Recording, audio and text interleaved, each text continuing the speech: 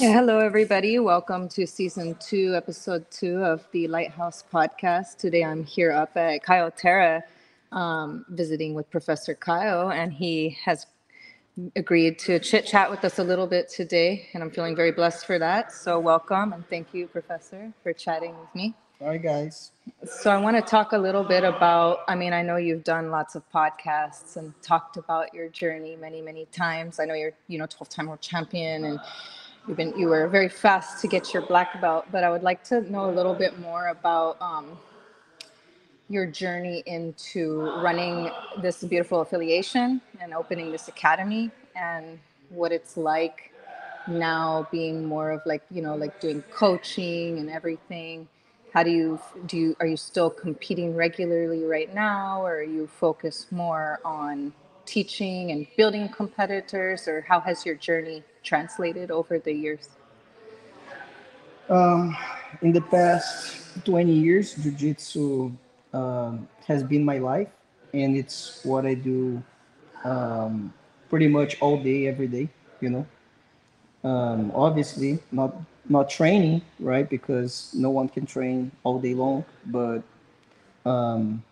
everything is about Jiu-Jitsu. You know, whether I'm training or I'm teaching or I'm talking to other business owners or students, or you know, um, anything that is really related to jiu-jitsu, including like um, um, talking, like negotiating contracts for athletes, or making sure the association is running the way that I envisioned. The culture of the gym is going the way that we planned when we decided to do the Caio Terra Academy. So whether I'm watching a match, whether I'm trying to study someone, but my life is really focused on jiu-jitsu. Now, in terms of competition, unfortunately, I haven't been able to compete in the last few years. I have had some surgeries. I still have multiple injuries that occurred through the years, and as I was competing, I was unable to treat them. So, over time, now I'm close to 40, and my injuries have just gotten worse, because I left them untreated as I was still competing. So now I have to deal with all these injuries, and when you have a surgery, you are kind of incapable of treating some other injury because, um, you're pretty much disabled. Yes. So unfortunately, I have to give it time, and hopefully in the future, I'm not expecting to be 100% healed, because I damaged my body so much through the years, not because of jiu-jitsu, but people get injured um, multiple different ways. My hip surgery, for example, was because of a car accident. That I was not in fault, but things just happens and you keep on training. I kept on training, and I just got things worse. Obviously, if I was training like a couple times a week, a few times a week, I don't think things would have gotten worse, especially if I kept on doing physical therapy. But the issue is that, I don't, I only had a certain amount of energy every day. Yes. And because I was competing actively, I was focusing all my energy into training jiu-jitsu, not into working out or into doing physical preparation, physical therapy, which was a mistake. I should have considered doing some physical therapy, at least in some of the joints, because some of the joints made other joints worse, Yeah. over time. Because I have had some injuries, before I even started jiu-jitsu, and I left it untreated. And they just got worse with jiu-jitsu, because I kept on leaving them untreated. And as you age, you start feeling a lot more, and now I have like a pretty beat up body because I was stupid enough to not treat them, and because I was training multiple times a day, I was injuring them worse. Like I Yes. said, if I was just training 2, 3 times a week, I don't think things would have gotten the way that it is today. Maybe they would even have healed. But the fact that, no matter how sick or injured I was, I kept on training through the injuries, and how sick I was, I just made things worse. But it's the sacrifices that you have to make in order to become a champion. Yes, yes, that's what I was going to say. Is I think that's normally how you train to be a world champion. And then, so as a coach of world champions, would you say that with your own experiences now, maybe do you feel like for your athletes, you kind of recommend them when you notice they get injured, like, hey, take care of that, like still train, but like also take care of it, or do you have a different approach now? Like maybe would it, now that you experience certain things as an instructor? Yeah, I definitely have a way more, at least the last few years, I have had a way more balanced approach towards my students, because back in the day, I was just like, okay, if you don't train nearly as much as me, you're lazy.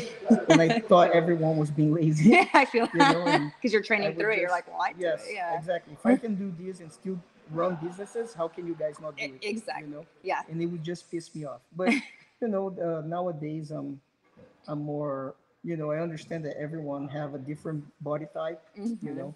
Obviously, some people do need to push themselves more than they do, and some, might even need to balance a little bit less and focus on other areas, such as like studying jujitsu, maybe, because you don't you're not supposed to just train your body. You need to train your mind as well if you want to be a champion. And some athletes put a lot of emphasis on on training jiu-jitsu, but they don't put a lot of emphasis on learning jiu-jitsu. Maybe learning jiu-jitsu on the mats, but it's not just on the mats. You have to study competition. You need to study how jiu-jitsu is evolving, because otherwise you're gonna be passed behind. Even now that I'm injured, I still have to study, because if I don't, when I come back, I'm just gonna injure myself worse, because people are gonna do things to me that I maybe don't have the understanding, and it would end up having to push my athleticism, which I don't have much, especially when you're coming out of an injury,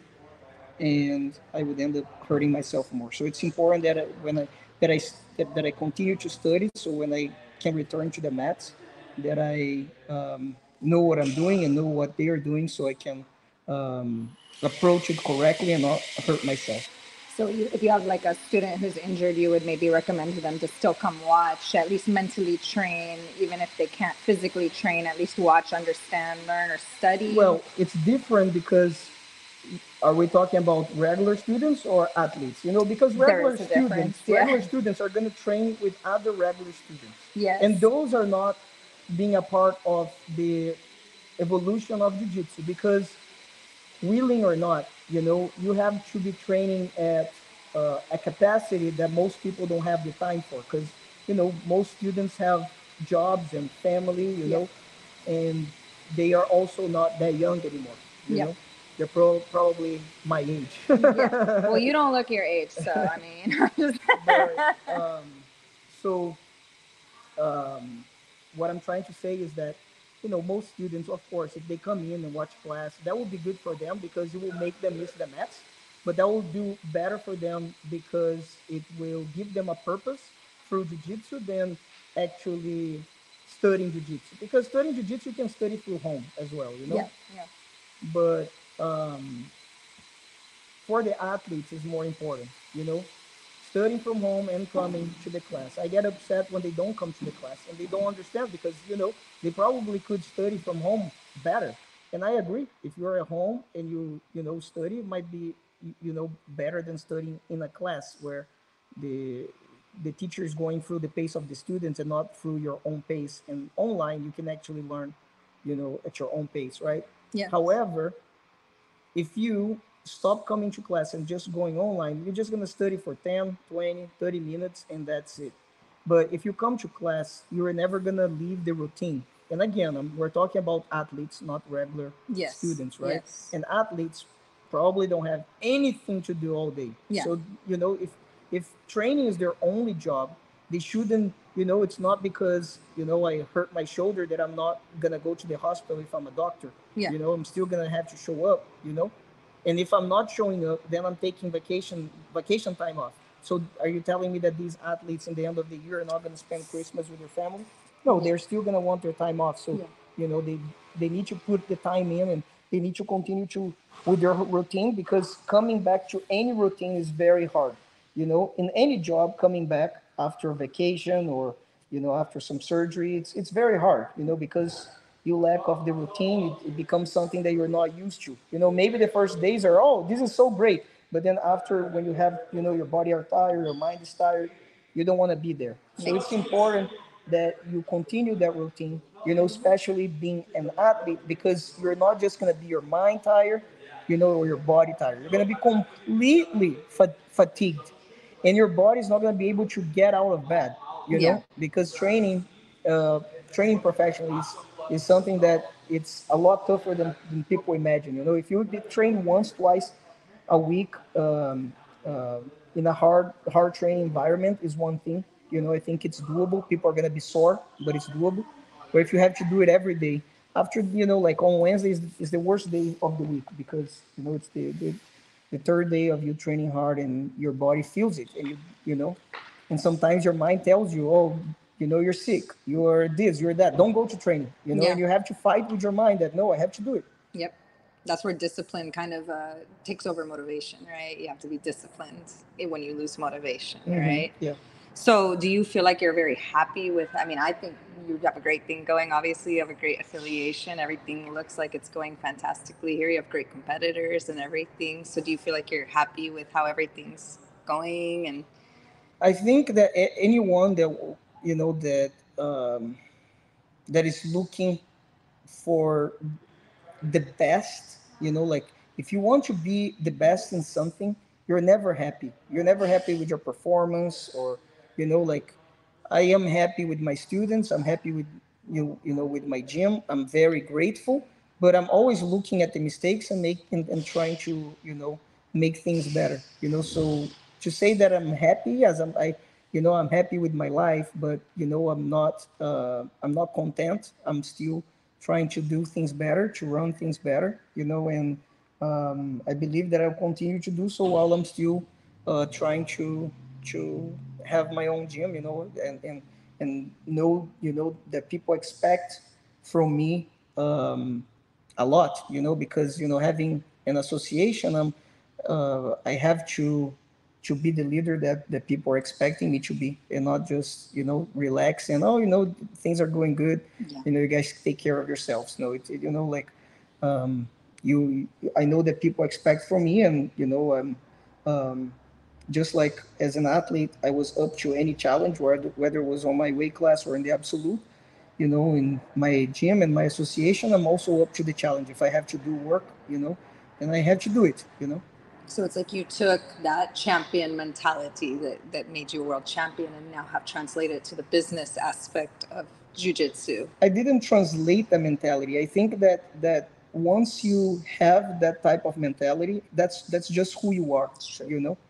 And sometimes jiu-jitsu changes you, but sometimes it changes you for the best, sometimes changes you for the worst, but the jiu-jitsu, maybe have not changed me. That this might just have been who I always was. I wanted to be a champion, not in jiu-jitsu, but a champion in life. And one day I knew that I wouldn't be able to compete, because everyone gets old. I'm not saying that the time has come, because I still believe that it's possible for me to return to competitions once I'm healed back again. But I still want to be a champion in life, whether I'm training jiu-jitsu or I'm running a business.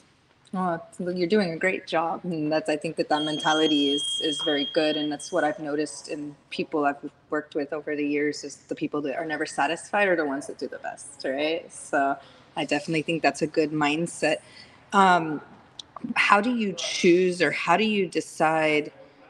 Like when it comes to your students, do you encourage them to compete? Like if you see one that you can tell, like that one would be really good, do you push them or do you kind of let them choose? Because I've definitely had that where I see someone, I'm like, oh man, I just really wish this one would, but they don't want, like what do you, or do you like just let them know you see that in them and try The to? issue is not even with me pushing someone that I believe that would do well.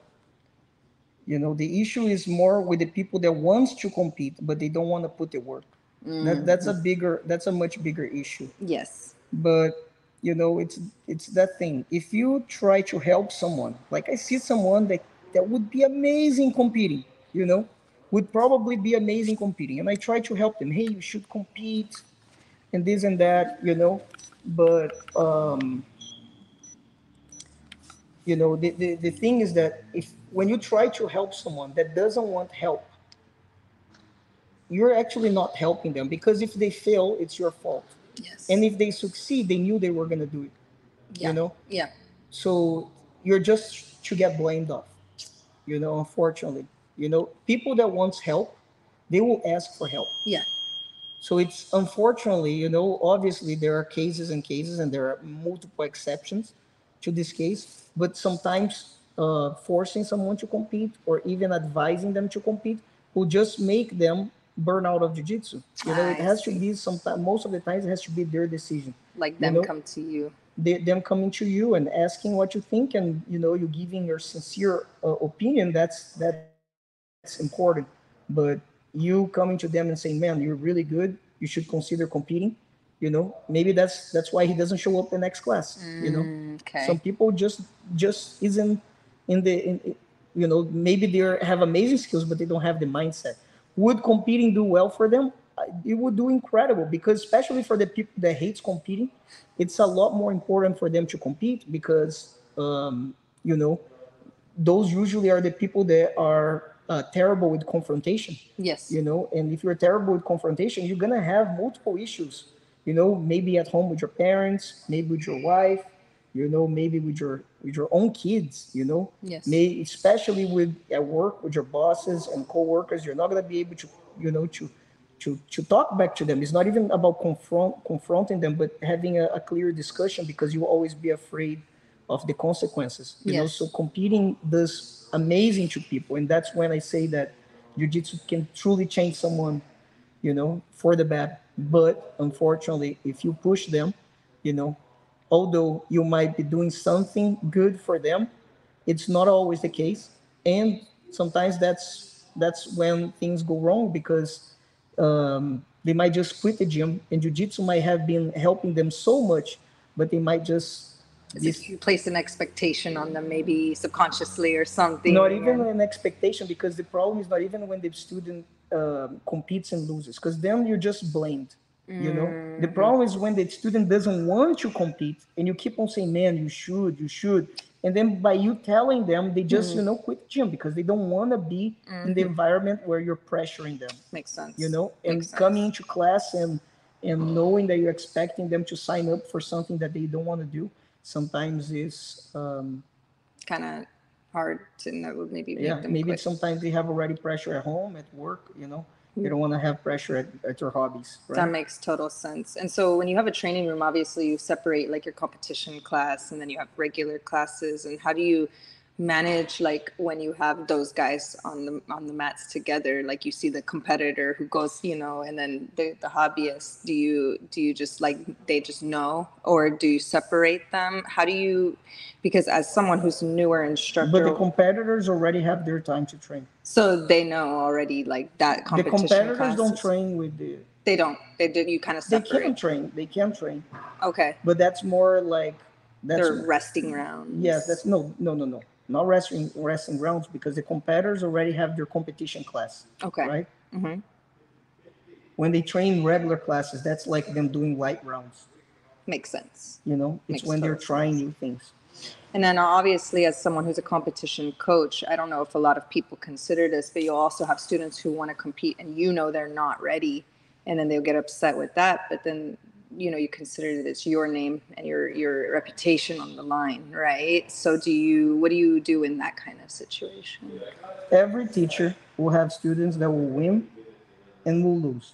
You know, if you're the worst teacher in the world, you will find someone that is so talented that he's not going to need your help and still will win.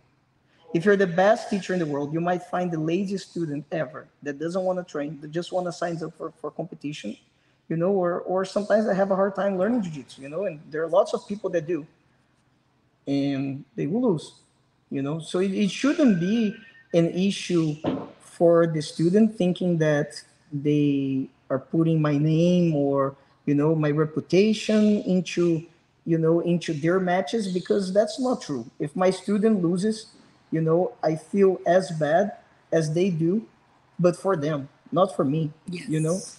They're doing nothing to my name. That's good. That's good that you have that approach, because I know not everyone does. You I if know? they don't have this approach, then they're completely crazy, honestly.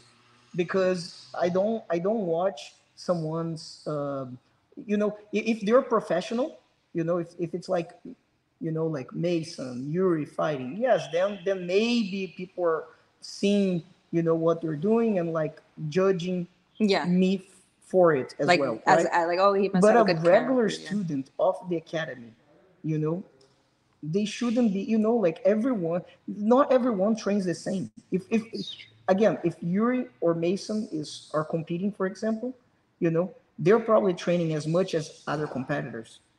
But if a regular student is competing, even if it's a Master Worlds or something, you know they're not athletes, but they might be actually facing athletes, because Yeah. in lots of competition, you have one guy that trains 4 times a month, and you have a guy that trains 4 times a day. Yeah, it's true.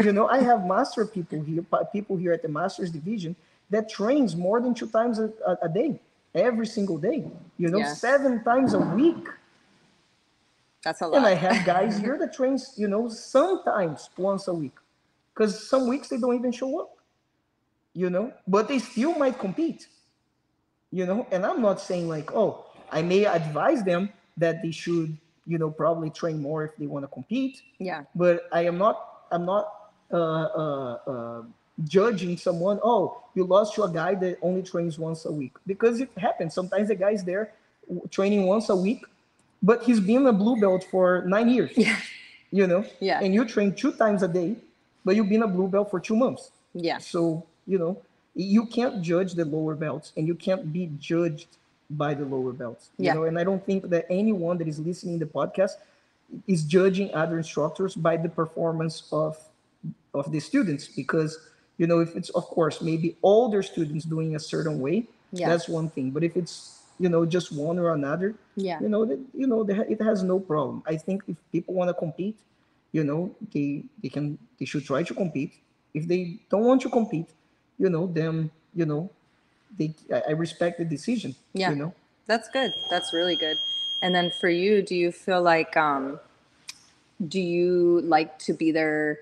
Obviously you like to go with your competition, when they're competing, you'll go coach them and stuff like that. So your whole life is pretty much revolved around jujitsu. What do you feel like jujitsu has done for you? I know you started at a young age, and you said that, you were already had this mentality, but do you feel like it helps you in other aspects of your life for people who don't train and don't know? Like, does it help you with mental fortitude or with problem solving in non-jujitsu settings? Do you feel like there's a correlation as a coach? What do you mean? So when you train jujitsu, do you feel like... Oh, sorry. Oh, hello. Sorry.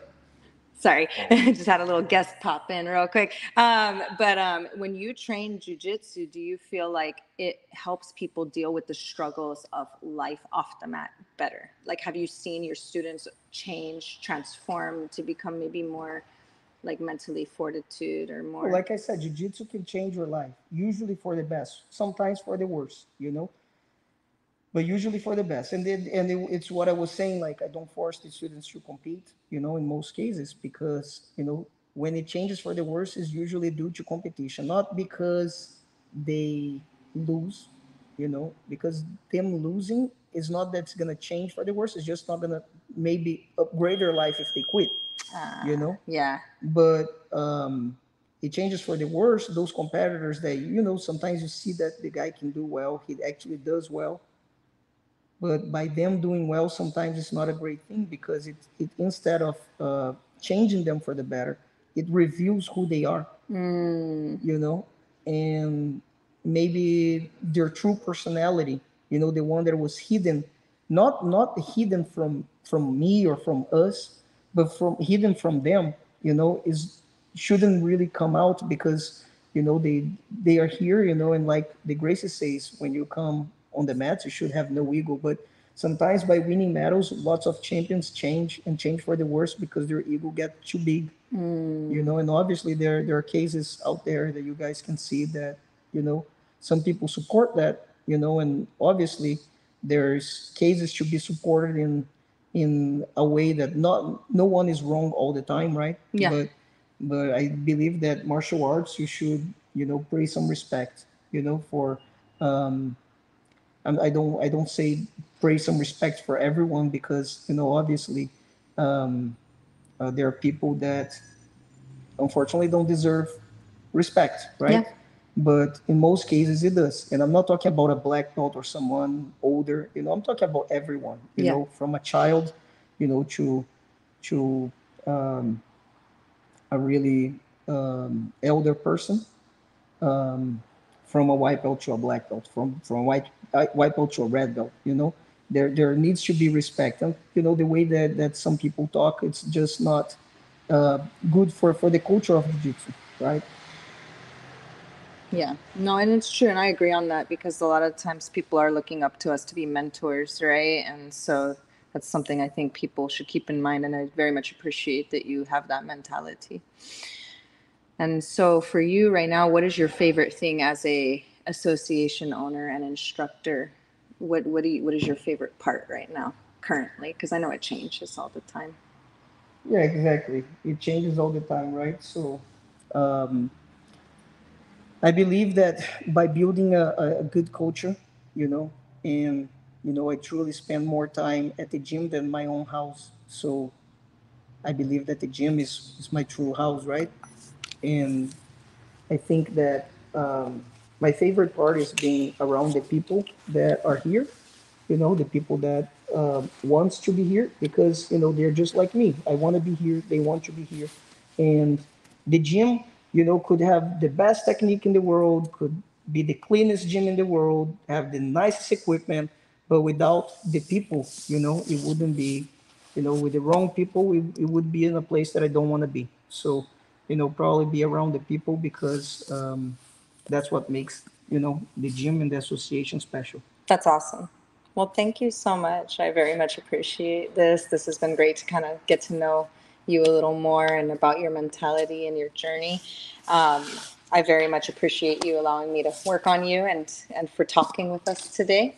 And I know you're a busy man. You got a lot to do. So thank you so very much. Is there anything else you want to add on at the end for anyone who might be listening right now? I appreciate everyone that is listening, that spent some time to get to know a little bit more of my present. Lots of people are wondering why I'm not competing, so hopefully it's understandable. I'm still coaching. My gym. I'm coaching, trying to get back to the seminars. My online training, caioterra.com. If you guys want to visit, I'm still launching techniques there, lesson plans, for people to um, evolve your jiu-jitsu faster. I know that, the main goal in jiu-jitsu is to be, is to be on the mats, to enjoy jiu-jitsu. And enjoying jiu-jitsu means, enjoying the people around. But obviously, you know, everything that you do better gets funner. So I know that the moment that you grow, that you evolve, you will have more fun with jiu-jitsu.